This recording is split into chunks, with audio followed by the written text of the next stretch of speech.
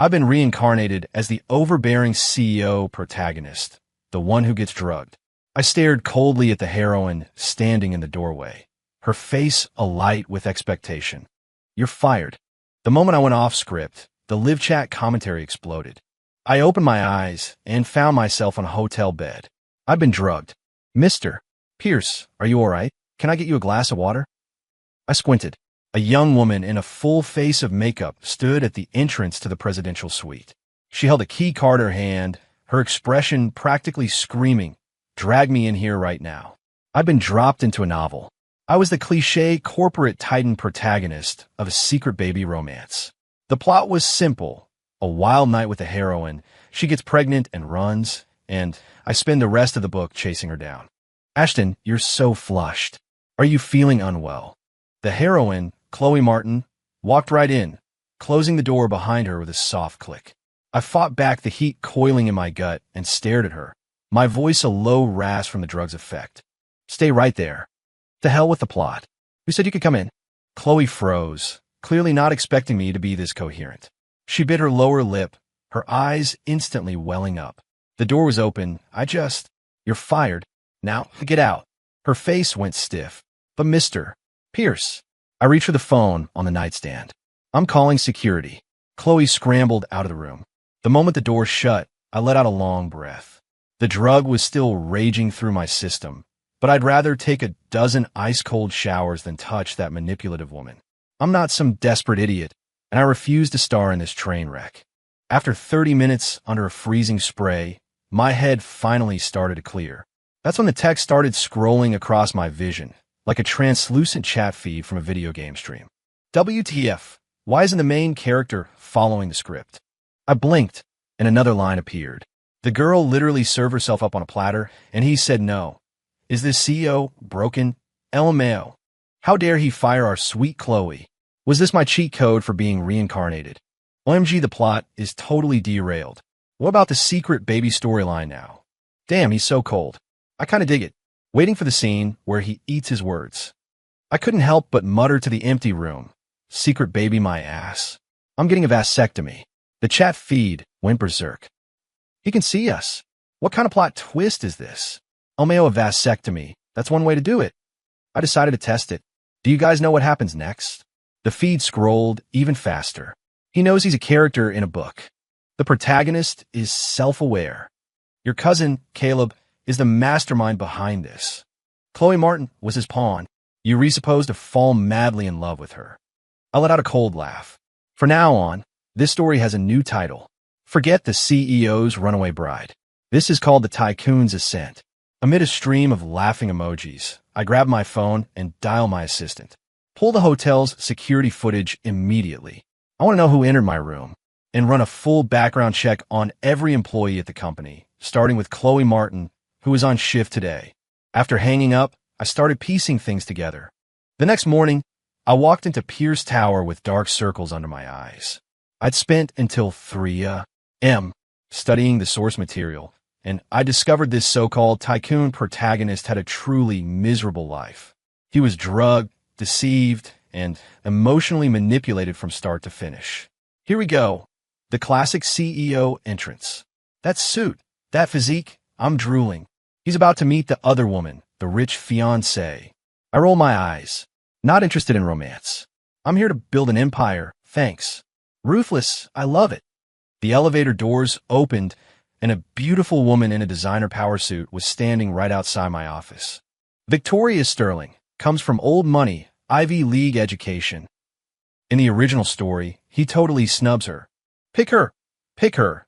She's a million times better than the heroine. I walked straight past Victoria and spoke to my assistant, Leo. Give me last quarter's financial reports and a full breakdown of our current investment portfolio. And tell the department heads we're having a meeting at 10. Victoria stood there, flustered. Ashton, I need to talk to you. Do you have an appointment? I'm your fiancé. I turned to face her. The engagement is off. That makes you my ex-fiancé. The color drained from her face. DMN. Ice cold. I am living for this rewrite. I walked into my office and said to Leo, from now on, nobody gets in without an appointment. That includes Ms. Sterling. At the 10 o'clock meeting, I scanned the financial reports, my brow furrowing deeper with every page. The portfolio was all legacy industries: shipping, retail, manufacturing. The tech sector was practically non-existent. Kill the investment in mid-Atlantic shipping, I announced to the room, and divest our shares in the department store chains. The executives exchanged uneasy glances. Mr. Pierce, the shipyard has been our partner for 30 years. 30 years ago, we didn't have smartphones. I cut him off. It's adapt or die. Your choice. A transmigrated protagonist just hits different. He's right. Sticking to legacy industries would have gotten them crushed by tech giants in the long run. Now, that's a CEO. Visionary. After the meeting, a young man walked into my office. Here comes the cousin, Caleb Pierce. He's the one who drugged him. Ashton, punch him in the face. Caleb, I had to admit, was handsome and well-dressed. He started with a look of deep concern. Ash, I heard you weren't feeling well last night. Just wanted to check on you. I leaned back in my leather chair, a smirk playing on my lips. Yeah, I was feeling pretty awful. Someone drugged me. Caleb's expression froze. But don't worry, I said casually. I've already asked the hotel to pull the security tapes. We'll find out who is stupid enough to mess with me soon enough. And when I do, I pause for effect. I'll make them wish they were never born. Beads of sweat formed on Caleb's forehead. Ha ha ha, scare him to death. Caleb, the drugs weren't my idea. My hands acted on their own. The protagonist's power level is off the charts. Well, I'm just glad you're okay, Ash. Caleb forced a smile, trying to change the subject. By the way, Grandfather said he wants to discuss your engagement to Victoria at the family dinner next week. Nothing to discuss, I interrupted. I'm not getting married, but the family needs an heir. I scoffed. You mean you need me distracted by personal drama so you can make your move? Caleb's face turned white. Ash, how can you say that? Get out. And from now on, don't set foot on the executive floor without my express permission. Savage. The original protagonist was such a pushover. This is so much better. Caleb's face is priceless right now. LMAO. After security escorted a pale-faced Caleb out, my assistant, Leo Martinez, came in. Mr. Pierce, we got the hotel security footage. Someone did enter your room last night. It was Mr. Caleb Pierce's assistant. I nodded. Sue him. And while you're at it, find out everything you can about the connection between Caleb and Chloe Martin. Leo hesitated. There's one more thing. Your grandfather called. He said if you call off the engagement with the Sterlings, he'll freeze your trust fund. My grandfather was an old-school patriarch who used money to control his family. Tell him to go ahead. I opened my laptop and started researching tech companies. And let him know I won't be at the family dinner next week. He's calling his bluff. BOSS move. In the original, the protagonist was totally controlled by his family. This is way more satisfying. After a stunned Leo left, I got a call from the founder of a tech startup. It was a small AI-driven medical diagnostics company that, in the original story, saw its valuation multiply 100-fold. Pierce Corp missed the boat. Dr. Evans, I'm very interested in your project, I said into the phone. I'm prepared to make a personal investment of $20 million for a 10% stake. A personal investment? Not through the corporation. Smart. That way he's insulated even if the family freezes his corporate assets. This guy is building his own damn empire from the ground up. After the call, I stood at the floor-to-ceiling window, looking out over the city. If I'm going to be a corporate titan, I'm going to be a real one. Building an empire is a hell of a lot more interesting than chasing after some runaway girl with a secret. Let her run. 3 the next week was a blur of pure work. Days were spent restructuring the company. Nights were for researching investments. This guy is such a workaholic. The heroine is going to be permanently unemployed. There's nothing sexier than a man focused on his bottom line. Chloe Martin is crying in a corner somewhere. Chloe did, in fact, try to do some crying. After being fired, she immediately posted a long, tear-jerking story on social media titled, "Corporate Titan Casually Destroys a Young Woman's Life." She was hoping for a public outcry, but I'd already had the legal department on standby. Within 2 hours of her post going viral, the official Pierce Corp. Twitter account released a statement, complete with the security footage of her entering my room uninvited and the bank records showing payments from Caleb's assistant. The hashtag Hotel Honey Trap was trending worldwide. And she's canceled.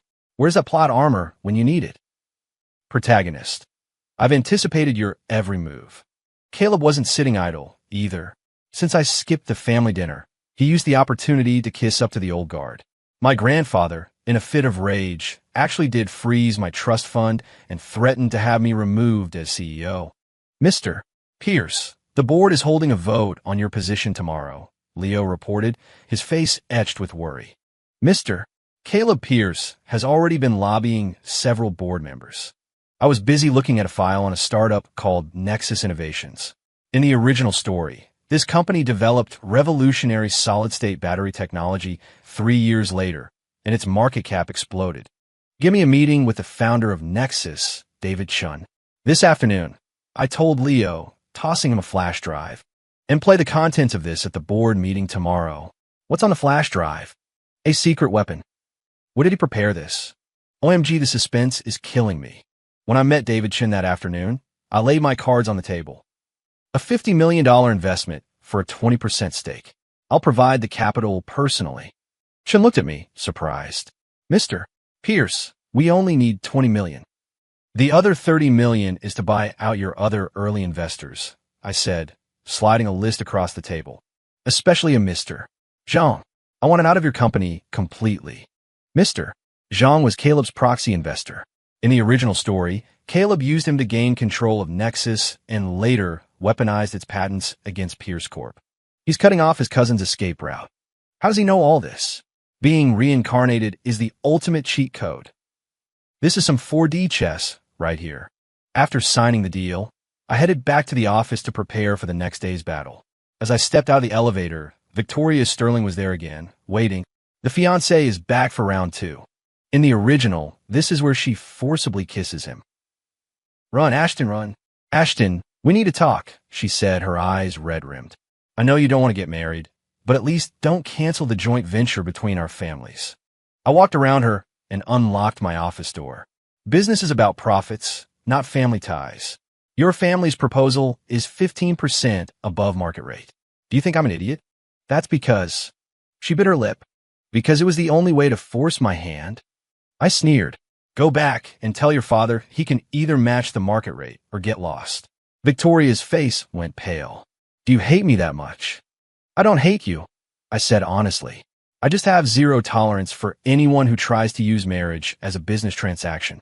A king of clarity. The original protagonist was so easily manipulated by these women. Thank God for this version. This is a real tycoon. The next day, Caleb was practically beaming at the head of the boardroom table. In light of Mr. Ashton Pierce's recent autocratic and reckless decisions, the board proposes. I cut him off. Before we discuss my position, I'd like everyone to watch a short video. Leo hit a button on the remote. The screen lit up with hidden camera footage of Caleb meeting with several of the board members present. Once I get Ashton ousted, your shares will double in value. I've already handled the old man. The room fell into a dead silence. I casually placed a document on the table.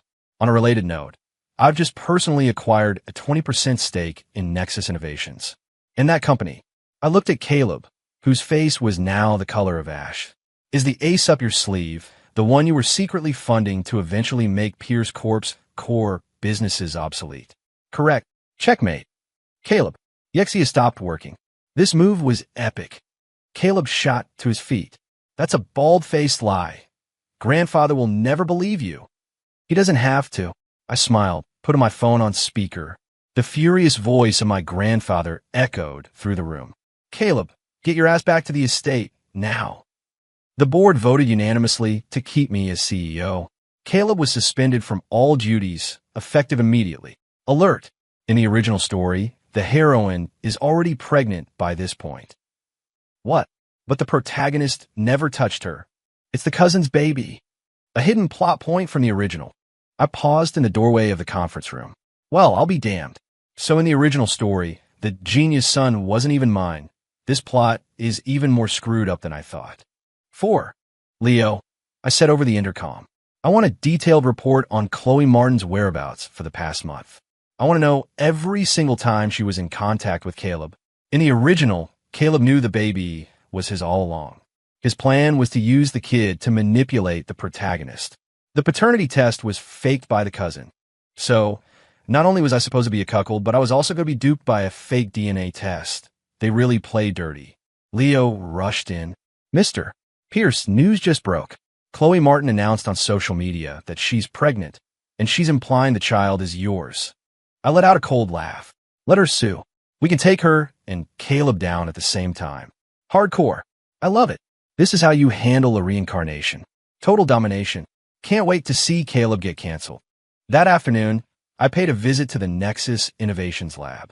The founder, David Chun, was ecstatic as he showed me their latest breakthrough. Mr. Pierce, our new solid-state battery has an energy density that's 30% higher than anything on the market. I picked up the palm-sized battery. What about manufacturing cost?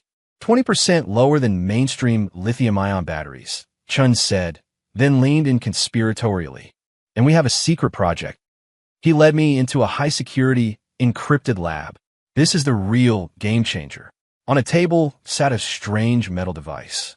Long-range wireless power. In the original story, this tech was stolen by the cousin. Ashton, file the patents now. Wireless charging for vehicles? I asked. Chen's eyes lit up. True. Long-range wireless power transmission. File for every related patent immediately. I ordered. Upgrade security on this lab to the highest level and have every single researcher sign a new, ironclad NDA. Incredible business instincts. No way the cousin steals it now. This focus on the business storyline is so much better. As soon as I got back to the office, my grandfather called. Come to the estate for dinner tonight. It's a trap. The old man is going to plead for the cousin. Be careful, Ashton. At the family estate in Greenwich, my grandfather sat at the head of the long dining table. Caleb stood beside him, his eyes red and puffy as if he'd been crying. Ashton, the old man began, using a childhood nickname he hadn't used in years.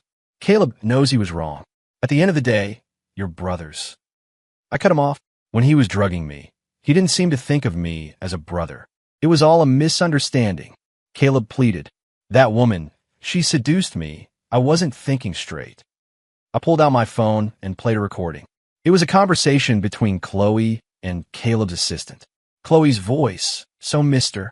Pierce's cousin is offering me $2 million if I get pregnant and pin on Ashton. The assistant's voice, that's correct, Ms. Martin. My grandfather's face turned to thunder. The teacup in his hand smashed against the floor. Busted. Caleb is so finished. The patriarch hates infighting above all else. 3 days later, the board announced the permanent termination of all of Caleb's roles at the company. My trust fund was unfrozen, and as an apology, my grandfather transferred 10% of his personal shares in Pierce Corp to me. Mr. Pierce, Dr. Evans from the AI Diagnostics Company is here to see you, Leo reported. Dr. Evans had good news. Mr. Pierce, our AI diagnostic system has achieved a 98.2% accuracy rate in trials, outperforming human specialists. I flipped through the report. How much capital do you need to push for full clinical trials and FDA approval? 50 million. Dr. Evans hesitated. But we've hit a snag. A certain Senator Davies is blocking our application. His office has been hinting that they expect a political donation. A corrupt politician. In the original, this guy frames the protagonist for bribery. He's one of Caleb's backers. He won't get a dime, I said, closing the file. I buzzed my assistant. Get the materials ready. I'm going to Washington. He's going straight to the top. Where'd he get those kinds of connections? This is getting intense. Using one of my grandfather's old connections, I secured a lunch meeting with a high-ranking official at the Pentagon. The official asked amiably, I hear you're making waves in medical AI. Not just AI, I said, pulling up the presentation for Nexus's wireless power technology. This technology can provide cheap, accessible electricity to remote regions for military bases, and our AI diagnostics can solve the problem of insufficient medical resources on the front lines. 2 hours later, I walked out with a special directive from the Department of Defense, fast-tracking both projects as matters of national strategic interest. That's a checkmate. Caleb was playing checkers while the protagonist is playing 5D chess with the government. The difference in scale is just insane. When I returned to Pierce Tower, Victoria Sterling was waiting for me. She handed me a file. This is a record of my father's financial dealings with Senator Davies. I raised an eyebrow. Why are you helping me? I'm not helping you, she said, her gaze firm and clear. I'm done being used as a pawn in my family's business deals. I want to learn how to do this for real. The fiancée is having her own character arc. In the original, she turned into a villain. Is she an ally now? I love this new plot direction. I nodded. Be at Nexus Innovations on Monday morning. You'll start as a project manager. Her eyes lit up. Thank you, Mr. Pierce. A week later, the tabloids were filled with Chloe Martin's tearful press conferences. I had my lawyers call their own conference and present 4 pieces of evidence. Hotel security footage of her willingly entering my suite. Bank records of the payments from Caleb's assistant. Her prenatal report, showing a conception date a week before the night in question. A collection of intimate photos of her and Caleb. The court of public opinion reversed its verdict instantly. She asked for the receipts, and she got them. Caleb is not only a failed usurper, he's a baby daddy who got publicly exposed. This move was flawless. That night, my grandfather called. Ashton, he said, his voice heavy with resignation. Pierce Corp is yours now. All of it. I hung up and stood at the window, gazing out at the endless sea of city lights. The original plot is so far in the rearview mirror, it's a doc. This is what a real male lead should be doing. Can't wait to see him on the cover of Forbes. I smiled and picked up a new investment proposal. At the Monday morning meeting, the CFO started his report. Mr. Pierce, over the past 2 weeks, a mysterious buyer has been steadily acquiring our shares on the open market.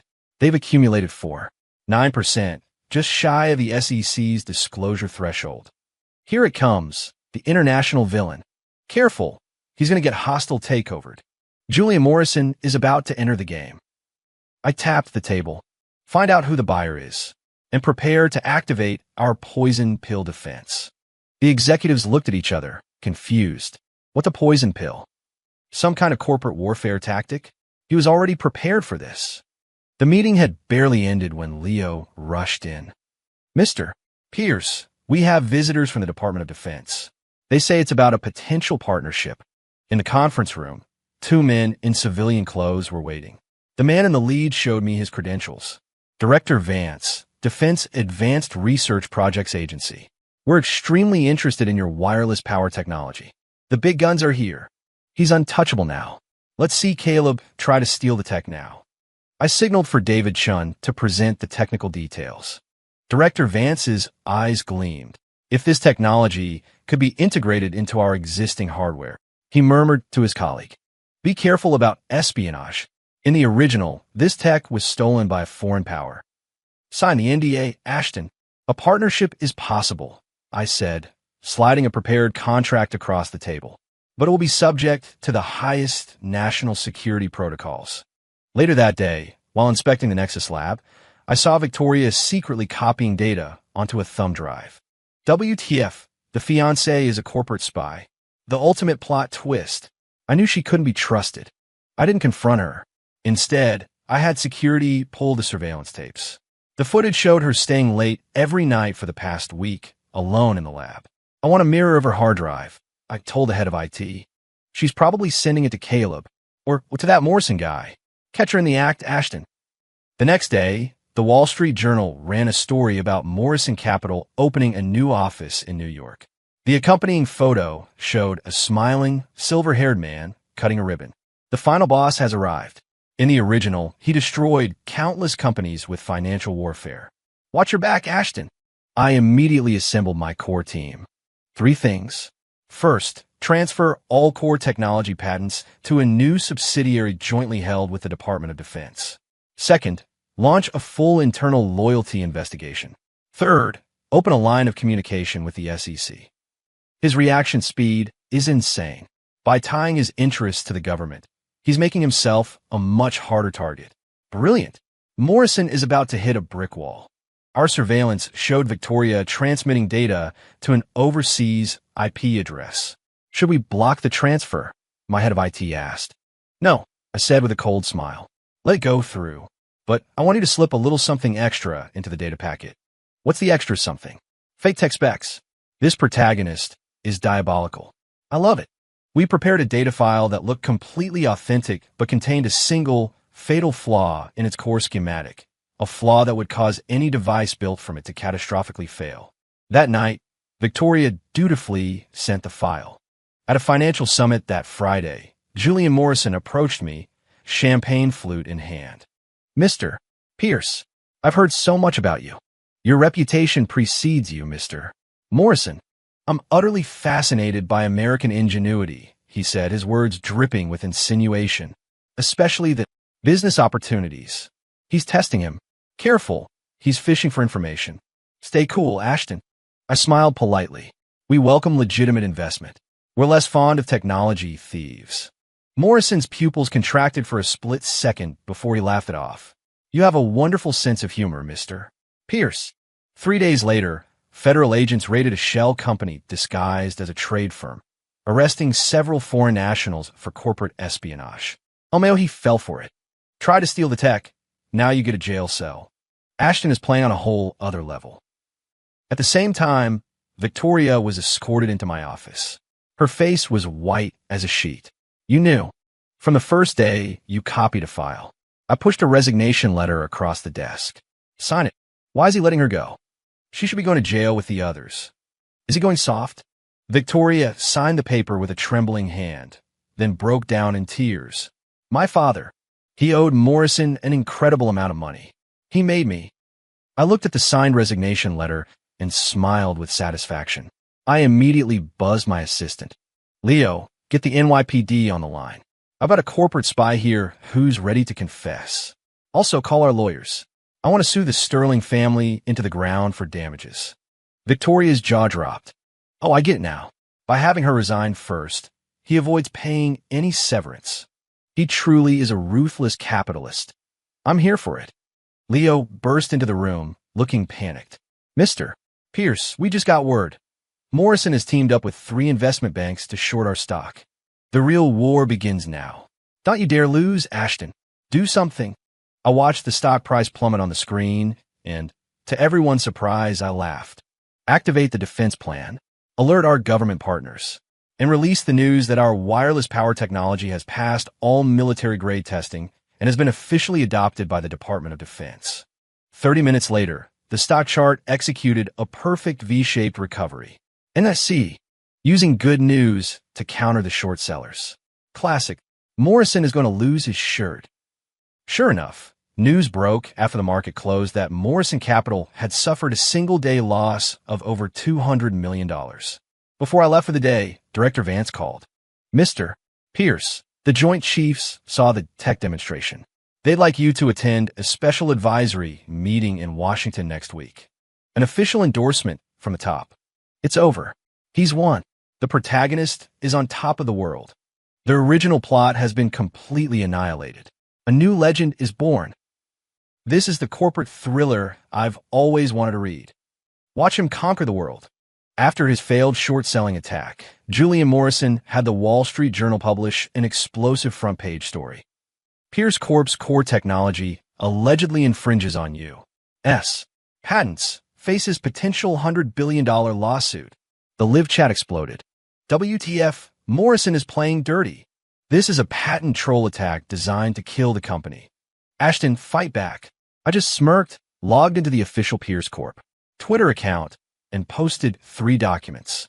Our global patent registration certificates filed a year ago. Evidence that Morrison Capital had hired hackers to breach our servers. A pretrial ruling from a federal court dismissing the lawsuit as frivolous. The caption read, "Keep trying. We'll see you in court." Within 30 minutes, the hashtag Morrison Capital fraud was the #1 trend in the world. When the market opened, Morrison Capital's stock plunged 40%. The chat was gleeful. Oh, Mail, he played himself. That counterattack was brutal and beautiful. Morrison, why did I ever pick a fight with this guy? Director Vance paid another visit, but this time he brought a top-level strategic partnership agreement. Mr. Pierce, the White House wants to prioritize your wireless power technology for the next generation of national infrastructure. I smiled slightly. Excellent. I have one condition. What is it? The new venture must be operated independently by my team, with the government as a silent partner holding equity. The chat was stunned. Is he insane? Making demands of the government? That takes balls of steel. Will they actually agree? Director Vance was silent for a moment, then made a phone call. 10 minutes later, he nodded. They've agreed to your terms. The chat feed turned into a waterfall of text. He's basically ascended to godhood. That move was legendary. What can Morrison even do now? It's over. Life was quiet for a while, until some old ghosts reappeared for one last pathetic attempt at relevance. Caleb, unwilling to accept defeat, teamed up with Chloe. Using a forged paternity test, they filed a lawsuit demanding a portion of the family shares on behalf of his illegitimate son. In court, I simply presented the results of my own DNA test. The child is Caleb's. The evidence is conclusive. The judge threw the case out and warned Caleb he was now under investigation for perjury and filing a fraudulent lawsuit. The media had a field day. Hashtag air wannabe fake paternity and last-ditch power grab hashtag Chloe Martin's final scam exposed hashtag. The chat was howling. Social suicide, part 2. Caleb's life is officially over. Chloe, but what about my secret baby runaway bride plotline? My grandfather, thoroughly disappointed, amended his will, permanently removing Caleb from the family trust. Chloe showed up at Caleb's apartment with the child and was turned away at the door, becoming a permanent fixture in tabloid gossip columns. Caleb was arrested at the airport trying to flee the country and was sentenced to 10 years in prison. 3 years later, I topped the Forbes list as the richest person in the country. The chat feed was a victory lap. The original protagonist just chased a girl. The new protagonist became the richest man in the world. THIS is the script a male lead deserves. No. Is it over? I'm not ready for it to end. From drug CEO to global tycoon. What a journey. The original author is weeping. Her plot has been atomized. I chuckled. So did you enjoy the show? Enjoy it. That was the most satisfying story I've ever read. I picked up my coffee cup. In that case, it's time for you all to go. The chat suddenly turned sentimental. No. We want to see you acquire Apple and Google. Ashton, without you, what other stories are worth reading? Please, just one more chapter, an epilogue. Let me just rewatch the hostile takeover scene one more time. Mr. Pierce, give us some life advice before you go. Ashton, we can't live without you. I set down my cup, a slight smile on my lips. Fine. A few final words for the road. A real titan doesn't force a woman into his bed. He forces his competitors to the negotiating table with data they can't refute. He acquires undervalued assets during a market crash and invests in the future before anyone else sees it coming. A real titan doesn't prove his power by cornering someone against a wall. He proves it by forcing market analysts to change their reports and making governments seek him out for partnerships. Love can betray you. Romance can fade. But your empire, your ambition, that will always be yours. Damn, that's a mic drop. I'm getting that tattooed on my brain. Hail Pierce, forever our king. The final line of text slowly scrolled by. Goodbye, and thank you for being the greatest CEO we've ever known. My vision cleared. The chat feed was gone. The end.